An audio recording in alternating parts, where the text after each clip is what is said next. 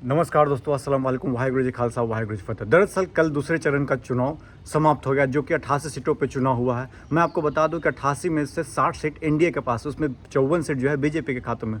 बाकी 18 सीट जो है जो 18 सीट हैं वो कि कांग्रेस के पास है, और उसमें से बाकी जो बचा बाकी अदर पार्टियों के पास हैं। तो हम बता रहे हैं आपको 88 सीटों पर जो चुनाव हुआ उसमें वायनाड में जो है केरल के वायनाड में चुनाव हुआ, जहाँ पे वोट परसेंटेज की बात किया जाए तो उस पर था 72%। वहीं पे तिरुवनंतपुरम की बात किया जाए 66%, कुन्नूर की बात किया जाए 75%, और कासरगोड का बात किया जाए तो 74% चुनाव हुआ। और भी बाकी जगह में मतलब केरल के 20 सीट पे चुनाव हो गया कल, एक तरह से बोला जा सकता है।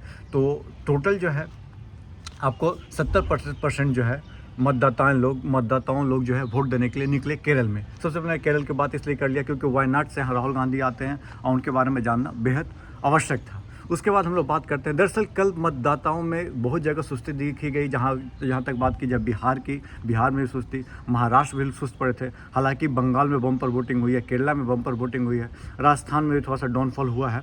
चलिए तो हम बात करते हैं, उसके बाद बंगाल के बारे में बात करते हैं। दरअसल बंगाल की बात किया जाए, दार्जिलिंग में चुनाव हुआ, रायगंज में जो चुनाव हुआ, बालू घाट में चुनाव हुआ, और सब जगह लगभग 70% से ज़्यादा परसेंटेज ऑफ वोट लोग वोट देने के लिए निकले थे। 70% से ज़्यादा है। खुद मतदान की बात किया तो 71.84% आप बोल सकते हो। वहीं पर हम लोग बात करते हैं कर्नाटका की। तो कर्नाटका के 14 सीटों में कल इलेक्शन हुआ। 14 सीटों में आप बोल सकते हैं एवरेज परसेंटेज की बात किया जाए 68.38% की बात किया जाए, जो कि कुल मतदान हुआ। वहीं पर बात करते हैं महाराष्ट्र की। महाराष्ट्र में 58.99% की बात हुआ। महाराष्ट्र में अमरावती थी इंपॉर्टेंट जगह जो बता रहे, नांदेड़ था 59.57, अमरावती में 60%, और सबसे ज़्यादा मतदान जो हुआ वर्धा में आपको बता देता है 62%।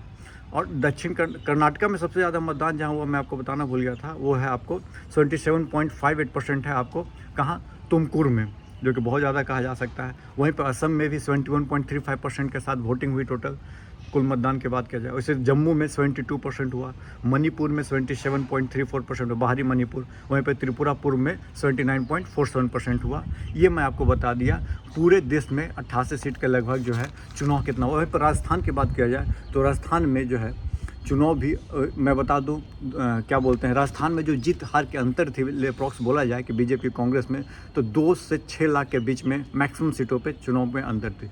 हालांकि पिछली बार जो है कि एक तो बॉर्डर से नज़दीक स्टेट है तो नहीं होता है कि देशभक्ति अलग लेवल की थी।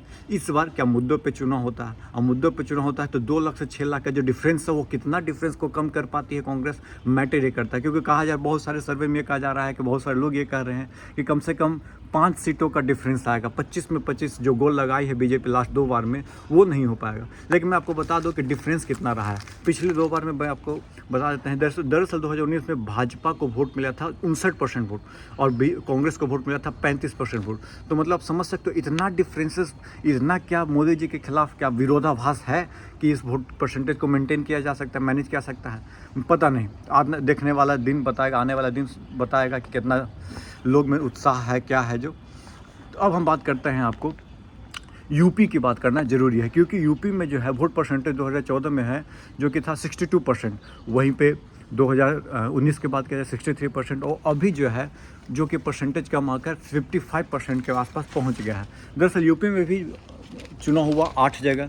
वहीं पर हम बात करते हैं मध्य प्रदेश की, तो मध्य प्रदेश में 58% मतदान हुआ। रीवा में सबसे कम हुआ। दरअसल होशंगाबाद में 66% हुआ।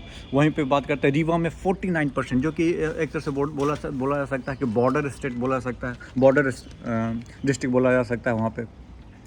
दरअसल हम बात करते हैं कि पहले चरण में मतदान हुआ था 61% आपको यूपी में, दूसरे चरण में मतदान जो हुआ 55% हुआ है। सबसे ज़्यादा मैं आपको बताऊँ सबसे कम हुआ है मथुरा में, जहाँ से हेमा मालिनी जी लड़ रही है, और सबसे ज़्यादा कहा जाता है अमरोहा में, जो कि देखना दिलचस्प होगा कि इस बार कौन मौका पे चौका मारता है। नोएडा में भी 46% हुआ, जो कि बहुत ही कम बोला जा सकता है एक तरह से। ये हो गया। छत्तीसगढ़ में भी हुआ आपको, जहाँ से मैं 3 जगह जो बता रहा हूँ लोकसभा, राजनांदगांव, महासमुंद और कांकेर में शुक्रवार का मतदान संपूर्ण हुआ। देखना दिलचस्प हुआ कि देखिए मतदान कम हो रहा है तो ये ज़रूरी नहीं है कि भाई जो फ़ायदा हो रहा है वो, हाँ बिहार की मैंने बात ही नहीं की। दरअसल बिहार का मैं आपको बता देता हूँ कि बिहार में भी चुनाव जो है 3% जो है मत की कमी आई है।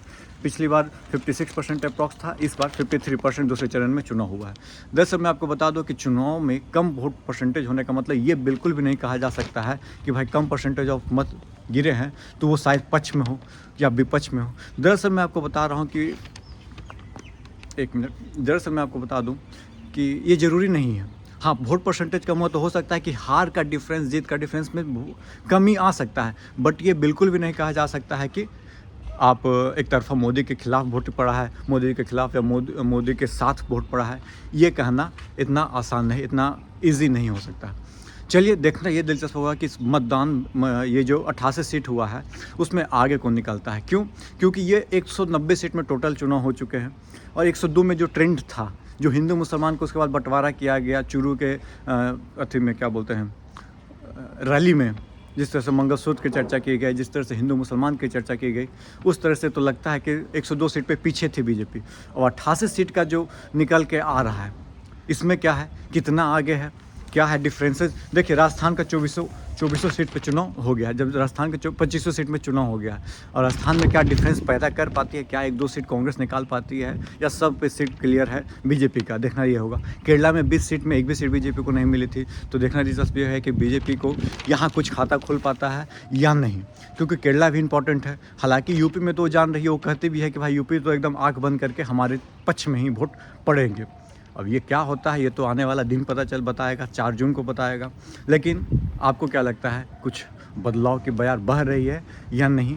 प्लीज़ कमेंट बॉक्स पे कमेंट कीजिएगा। धन्यवाद।